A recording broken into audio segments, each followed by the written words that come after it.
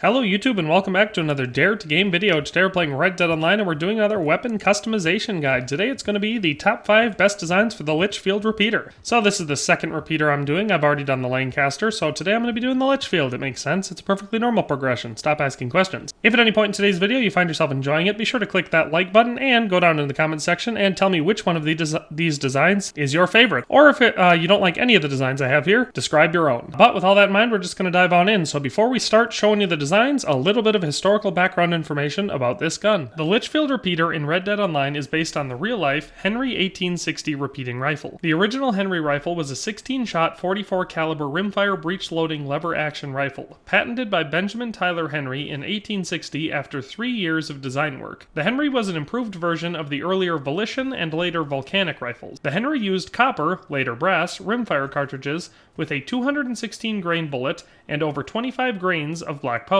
Only 150 to 200 rifles a month were initially produced. 900 were manufactured between summer and October of 1862, and production peaked at 290 per month in 1864, bringing the total to 8,000. By the time the run ended in 1866, approximately 14,000 units had been manufactured. For a Civil War soldier, owning a Henry rifle was a point of pride. Just 1,731 of these standard rifles were purchased by the government during the Civil War. The Commonwealth of Kentucky purchased a further 50. However, 6,000 to 7,000 saw use by the Union on the field through private purchases by soldiers who could afford it. The relative fragility of Henrys compared to Spencers hampered their official acceptance. Another weak point for the Henry was that it could not be equipped with a bayonet. Many infantry soldiers purchased Henrys with their reenlistment bounties in 1864. Most of these units were associated with Sherman's Western troops. When used correctly, the brass receiver rifles had an exceptionally high rate of fire compared to any other weapon on the battlefield. Soldiers who saved their pay to buy one believed it would help save their lives. Since tactics had not been developed to take advantage of their firepower, Henrys were frequently used by scouts, skirmishers, flank guards, and raiding parties rather than regular infantry formations. Confederate Colonel John Mosby, who became infamous for his sudden raids against advanced Union positions,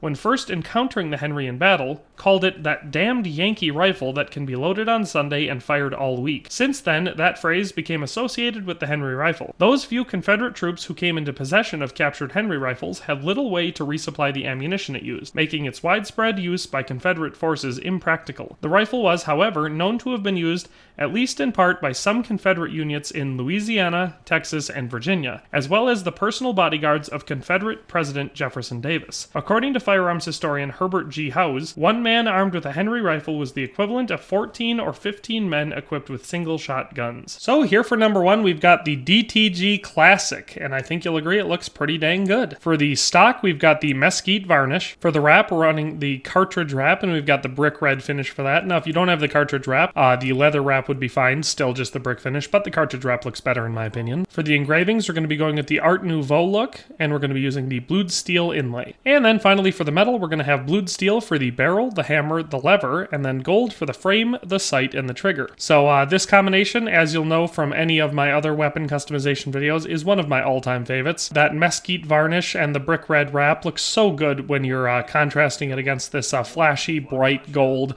and then the dark, smooth look of the blued steel. I always think that this is probably gonna pretty much always be my favorite color combination for most guns. On this one, you can see that I did include the scope on it. I don't always do that with repeaters, but I think the Litchfield looks a little bit better with the scope than a lot of them do. Plus, it's nice to have the option to toggle that scope on and off depending what you're doing with it. So yeah, that is the first design, the DTG Classic. I always like getting that one out of the way as soon as possible. So let's move on to the second design. So here for our second design, we have the Burnt Ember. And this one is going to be pretty similar to the last one component-wise. We're going to have that optional scope on it. We're going to have the cartridge wrap or leather wrap if you don't have the cartridge wrap. Then we're going to do scarlet for the color on that the wrap, and then ebony for the stock, and then we're going to use the Art Nouveau engraving again, this time with the red metal inlay, the red enameled inlay, and then the metal is designed just like this: black and steel for the barrel, the frame, the lever, and the sight, and then iron for the hammer and the trigger. And as you can see, this is a decently cheaper design. It's only 10 gold bars for this one, so nothing expensive on that, and I think it looks really good. But then again, it does have that really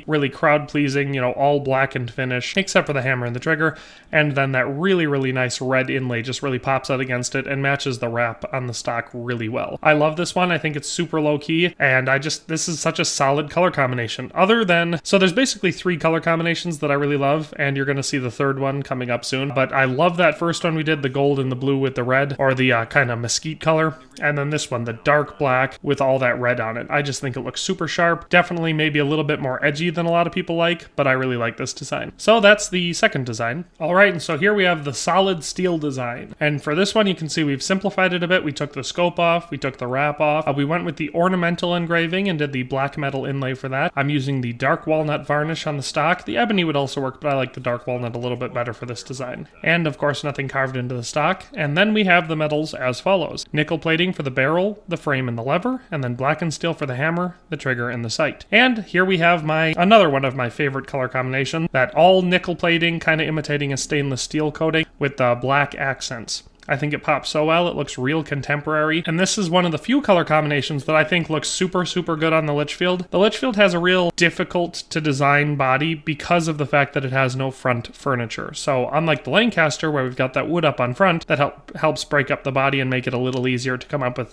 more custom looking designs, the Litchfield is all wide open. And so a lot of colors don't look super great on it, but the nickel plating I think does. I think this design looks excellent. And of course it could work with a scope. If you still want one, I would just also have a nickel-plated scope for it. So the only thing that would change, the sight would go from black to that nickel plating. But honestly, I love the way it looks open sight. I think this is a real classic design and it looks fantastic. So that's the third design. So here we've got the fourth design, which is the Brass Victory. And I called it that because I'm not very creative. It's got some brass on it and Victorian engraving. So you can see where I came up with the name. For this one, we're going to be, again, not using a scope or a wrap on this one. And then for the varnish on it, we're going to be giving it the mahogany varnish. Then we're going to do the full Victorian engraving with the brown metal inlay. And then for the metals, it's going to be brown steel for the trigger, the hammer, and the barrel. And then brass for the frame, the lever, and the sight. So you can see we're alternating to make sure that everything kind of contrasts as much as possible. And so here we're going to be using that classic color combination that I think looks really nice. I don't know if anyone else agrees with me, but that brown steel and brass I think just looks so sweet. It's a very understated one. It's not flashy in any way, but the contrast is still there, and it's I just think it's real subtle, and that's probably why I like it. I think a lot of times more attention gets paid to the really, really sharp contrasts, but when you have one like this it looks nice. I mean, just look at how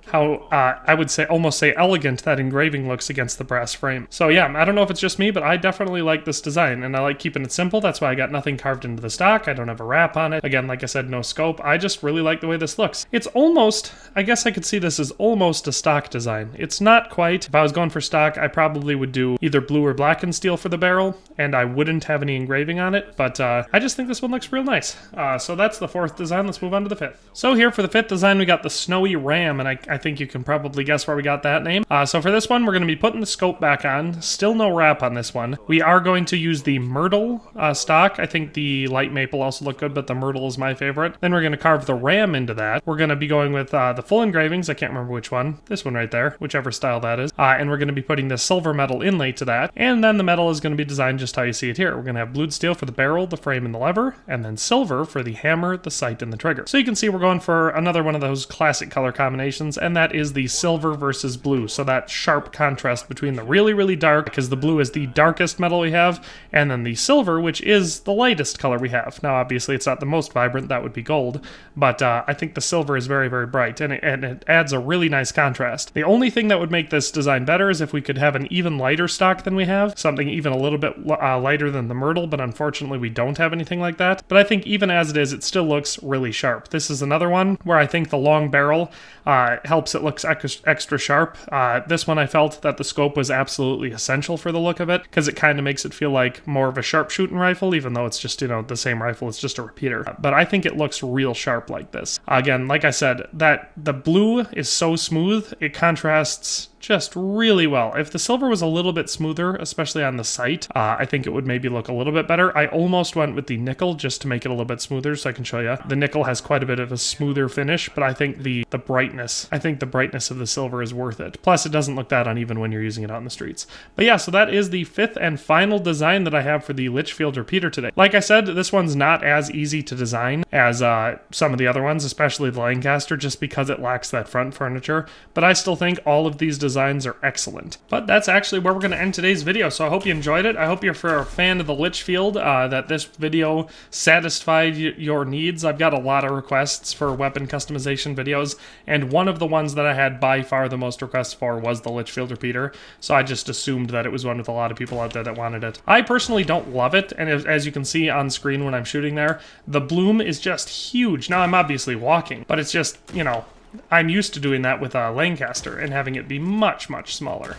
There we go, we got him. He almost got away. The only beauty thing about the Litchfield over a lot of the other repeaters is that it has quite a bit higher damage. I hope you liked the video. If you did, like I've said before, drop a like on it. If you've got any comments that you'd like to leave down below, preferably either what weapon you'd like to see me customize next, or which one of these designs was your favorite, definitely leave those down in the comment section. And lastly, if you enjoyed this content but haven't subscribed yet, please go do so now, and of course ring that bell. That way you can stay up to date on every single thing I do on this channel. With all that in mind, thanks a ton for watching, and have a nice day, and we'll see you next time. Thanks for watching another Dare to Game video. If you like this video, please leave a like and a comment. If you haven't already, be sure to subscribe to the channel. If you like my content and would like to support this channel, consider becoming a member today for as little as $1.99 a month.